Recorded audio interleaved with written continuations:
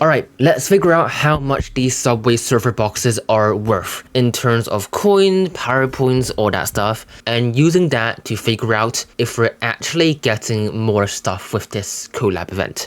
I mean, come on, this is basically autopilot for us. Before the calculations though, let's just set some ground rules on how these boomboxes work. You can earn boomboxes by collecting rail tracks. These will replace your daily star drops, and they will contribute on the rewards track, which is different from the resource that is called tracks. It's the rewards track where you can find boomboxes among other resources, and I'll talk about the other resources later. But for now, let's find out what this one thing is worth. A boombox guarantees you a Subway Super and then 5 draws afterward, which basically means 5 rolls, right?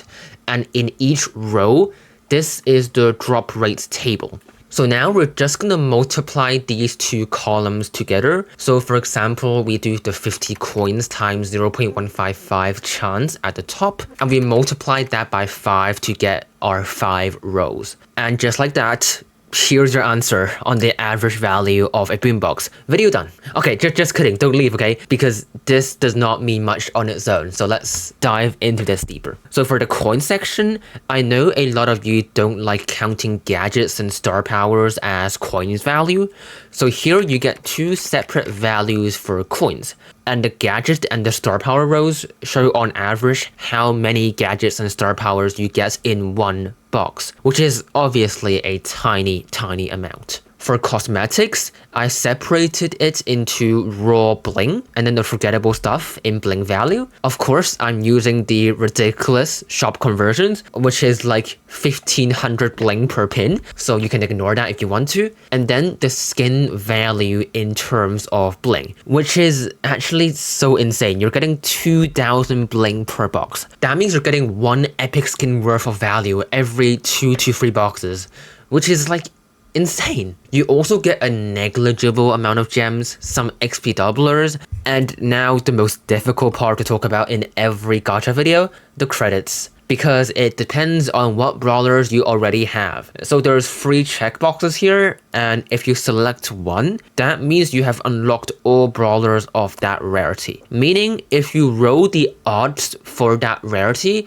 it will go to a fallback reward instead, which is always far less than the credit value of the brawler itself. So for example, if you already have all legendary brawlers and you pull the chance of a legendary brawler, it will give you 1000 credits instead of 3800, which is the value of a legendary brawler. Which is why, if none of these checkboxes are selected, the credit of a boombox is actually really high, but it becomes way less if you select all of it. I'll leave a link to the spreadsheet below if you want to mess around with the numbers and everything after the video. But as I said, this doesn't mean anything on its own, so let's compare it to a star drop. And well, this basically beats star drops in everything, which makes sense, right? Because we're getting way less boomboxes than star drops. But one disclaimer is that the cosmetics for boomboxes are limited to a few instead of basically everything in star drops, especially the skins, because this is all you're gonna get in boomboxes. So if you don't want any of these skins, the skin value might as well be 0. With this information, we can now find out if these gem offers are really worth it. So if we convert these resources into gem values, alright, so now if we take the cheapest boombox offer first, which is the first one here for 29 gems, if you care about skins, if you're a pink pony girl, it seems like this offer is a no-brainer, right? The boombox gets you 60 gems worth of skins, so this is like 50% off, you would think. But remember, there are only a few skins in boomboxes. The chances are you can already get most of these skins from the free boomboxes you get from the rewards track. So the extra ones you buy with gems, most of the time will only give you a fallback reward, which is in bling, and it's always a tiny fraction of the original value. So if I adjust everything here to fallback, which is like saying that you collected every skin available in boomboxes, the bling value is now only 9 gems. Now, you probably exist somewhere in the middle, but even then, I would still advise against this. You can just get a guaranteed rare skin of your choice instead in the catalog, right? Or you can look out for those insane skin discounts that happen in the shop. And if you don't care about cosmetics, then this isn't even a conversation, right? All the other stuff added up only gets you 17 out of 29 gems. So don't even think about these offers, unless you're using code Shiu. In that case, this is like offer of the century, right? Now that we know what one boombox is worth, let's find out how much progression you're actually getting in this event compared to your free daily star drops. Now, because I don't know all the specific ways you can get rail tracks, I can't predict how many rail tracks you can obtain free to play. So I'll just count all the rewards up to Jack Ollie, which is 340 tracks. So that is probably an underestimate for most of you, because I imagine most of you can get the skin no problem.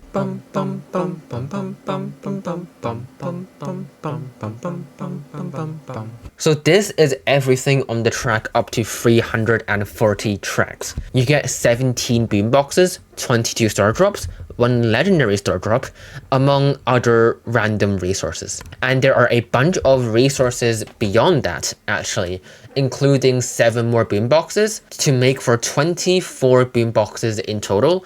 But let's just ignore that for now, because I don't know how achievable this actually is for an average free-to-play player without spending gems, obviously. So if we convert the boomboxes and star drops to its average value, this is what we get. This is basically what you're gonna get throughout the Subway Surfers event. This is gonna be what's replacing your free daily star drops. And if you're curious about the value of a star drop and how I got to this point, I made a video on that too, so you can check that out afterwards. Since the event lasts 4 weeks, let's compare this with the 28 days of daily star drops. So that is 28 times 3, which is 84. I mean, you can see for yourself, this is not even a competition. The event beats normal star drops in every single category, except for specifically gadgets. But this comparison is even more crazy for cosmetics. You're getting 13 times the number of skins in this event than in normal star drops.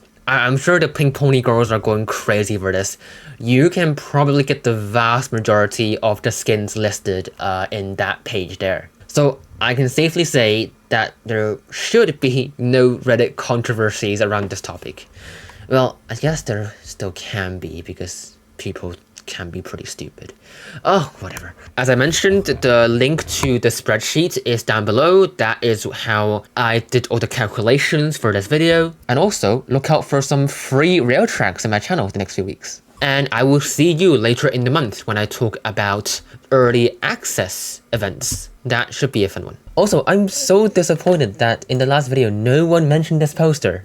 I mean, come on.